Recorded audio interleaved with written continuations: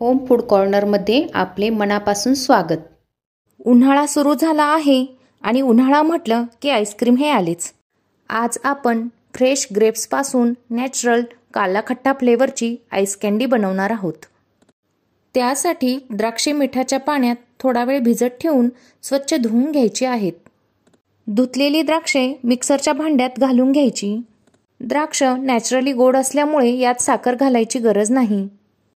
यात अर्धा चमचा जिरेपूड घालूया। पाव चमचा चाट मसाला घालायचा। किंचित असे काळे मीठ घालायचे। आता याचा फाईन ज्यूस बनवून घ्यायचा आहे।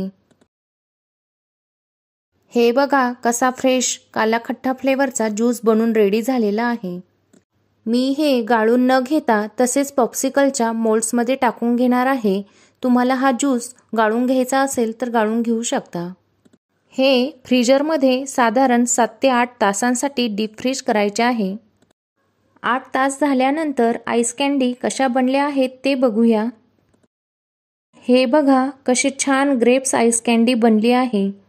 उन्हाळ्यामध्ये वेगवेगळ्या फ्रूट्सपासून तुम्ही या अशा नॅचरल आईस कँडी बनवू शकता। प्रिझर्वेटिव्ह आईस कँडीपेक्षा ही नॅचरल आईस कँडी लहान मुलांबरोबर मोठ्यांनाही नक्कीच आवडेल। आणि आजची ही आईस कँडी कशी बनली आहे ते कमेंट करून सांगा। तुम्ही वेळात वेळ काढून ही रेसिपी बघितली त्यासाठी मनापासून धन्यवाद।